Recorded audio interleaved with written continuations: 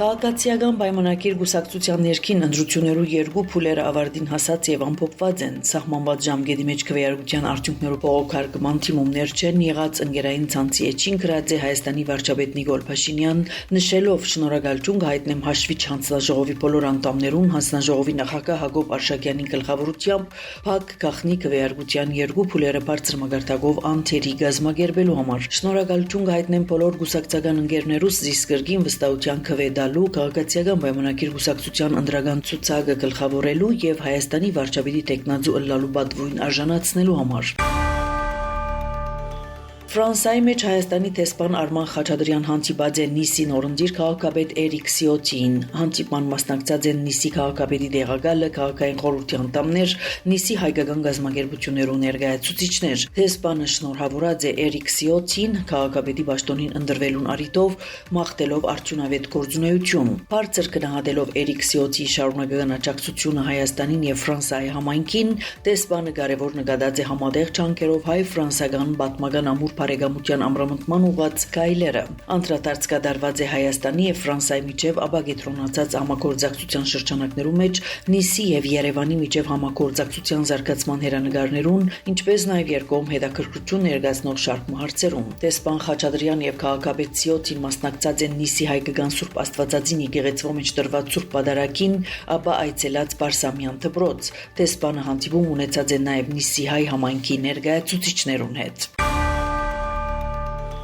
Իրանի արտաքին գործոստ նախարար Աբբաս Արաքչի X-ի հարթակին հայերենով շնորհակալություն հայտնած է Հայաստանի կառավարության եւ ժողովրդին։ Հայաստանի կառավարության եւ ժողովրդի աջակցությունը Իրանի ժողովրդին իրանցիներու տեղափոխության եւ մարդասիրական օգնության հարցերով մեծ գնահատանքի արժանի է։ Իրանի եւ Հայաստանի թարավոր գաբը դժվար բահուն գրգին ցույց տվավ իր ամրությունը եւ եղբայրական այս քայլերը պիտի մնան Իրանի ժողովրդի հիշողության մեջ գրած է Աբբաս Արաքչի հայերենով։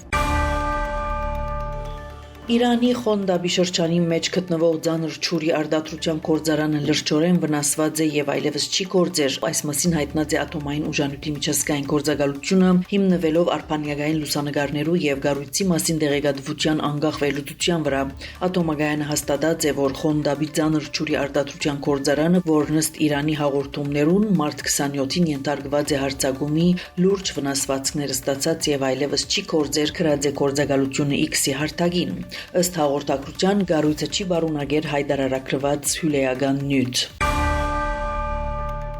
Իսրայելի Էլիաթ քաղաքը հարձակումի ենթարկված է Եմենի դարածքեն, այս մասին հաղորդած է մեր գործակալությունը։ Էլիաթի վրա հարձակումը կատարված է Եմենին արձակված մարտական անօդաչու թռչող սարքերով, հարձակումի արդյունավետության մասին տեղեկություն առայժմ չկա։ Ավելի կանուխ հաղորդված էր, որ Եմենի հութիները հարված աստուծած են Իսրայելին Իրանի դեմ Ամերիկա-Իսրայել ռազմական գործողություններու մեկնարկեն ի վեր առաջին անգամ։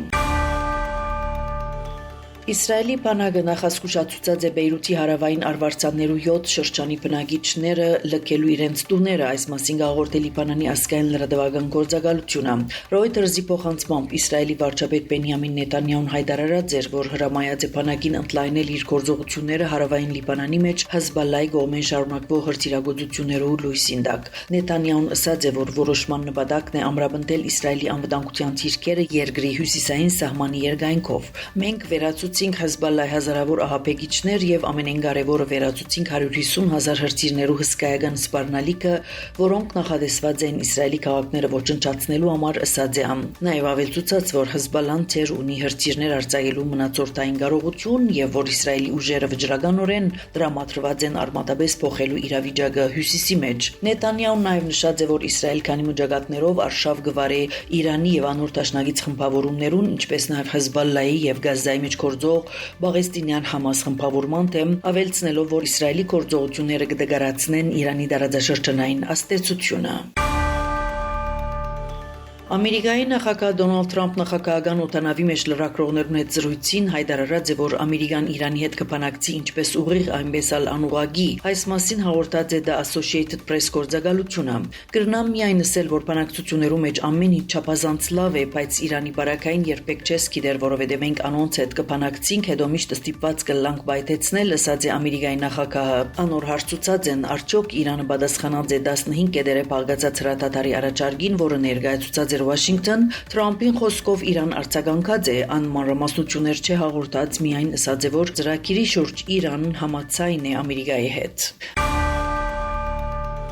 Պակիստանի արտաքին գործոստնախարարություն հայտարարած է, որ շուտով Իսլամաբադի մեջ պիտի հյուրընկալվին Ամերիկայի եւ Իրանի միջև բանակցություններ, այս մասին հաղորդել է Associated Press գործակալությունը։ Պակիստանի արտաքին գործոստնախարար Իսհակ Դար չէ մանրամասնած արդյոք բանակցությունները պիտի ելան ուղիղ թե անուղղակի։ Պակիստան շատ ուրախ է, որ թե Իրանի եւ թե Ամերիկան վստահություն հայտնած են իրեն միջնորդելու բանակցությունները, որոնք պիտի կայանան հառաջիկա օրերուն։ Ըսած է Դար ուղերձի մեջ, երբ Իսլամաբադի մեջ կայացած է դարաշրջանի շարք երկիրներու արտաքին գործոստնախարարներուն հանդիպումը։ Նաև նշած է, որ Թուրքիա, Եգիպտոսի եւ Սաուդական Արաբիա արտաքին գործոստնախարարները աջակցություն հայտնած են Պակիստանի ջանքերուն ուղղված խաղաղության։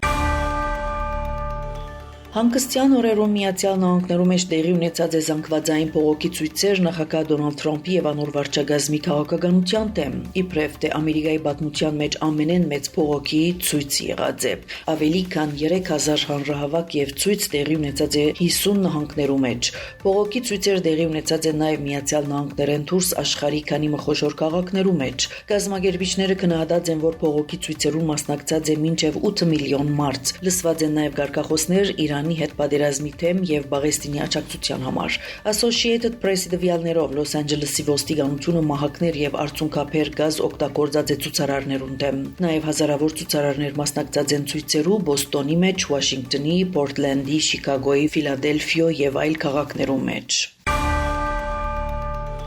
Մերձավոր արևելքի մեջ շարունակվող լարվածության պայմաններում մեջ Հռոմի Լևոն 14-րդ Փափը գոշտ ուղերձ մհղեց դադարելով պատերազմը եւ ադուր մասնակիցները։ Վատիկանի մեծ զարգազարդի արիթով ելույթին Փափը հայտարարած է, որ Աստված կմերժե պատերազմները սկսող եւ արյունով թաթխված ցերկեր ունեցող առաջնորդներու աղոթքները։ Անոր խոսքերը կմեկնաբանեն որպես անուղակի քննադատություն Իրանի հետ Ամերիկա-Իսրայել հագամարտության ներգրավված կողմերու հասցեին։ Փափը նաեւ ընդգծած է, որ Աստված չի լսեր պատերազմ մղողներու աղոթքները մեջ բերելով Աստվածաշունչեն հատվածը։ Այսօր կսկսի ավակ շաբաթը, մեծ Բաքին անմիջապես հաջորդող շաբաթը կգոչվի ավակ շաբաթ եւ կընդգրկե բրգիչի երկրային կյանքի վերջին կարևորագույն իրողությունները, հաղթական մուտքը Երուսաղեմ զարգազարդ, վերջին ընթրիքը, մատնությունը, չարչարանքները, խաչելությունը, մահը, թաղումը եւ ի վերջո հրաշափար հարությունը, Սուրբ Զադիգը, որն այս տարի պիտի նշվի ապրիլ 5-ին։ Ավակ երկուշաբթին կխորհրդանշի արարչության երկրորդ օրը, երբ Աստված ջուրերը բաժնեց իրար մե եւ արարեց երկինքի հաստատությունը։ Արավոտյան ժամերկության ընթացքին ավետարանական ընթերցումներ կհիշատակեն անիծված թզենի պատմությունը, երբ Հիսուս Փեթանիային Երուսաղեմ վերադարձին անեծկով կճորցնե ամբդուղ թզենին վգայելով եւ ամեն ինչ որ ուզեք աղոթքի մեջ հավատքով պիտի ստանաք։ Ձեզի հետ Անի Զեյթունցյանը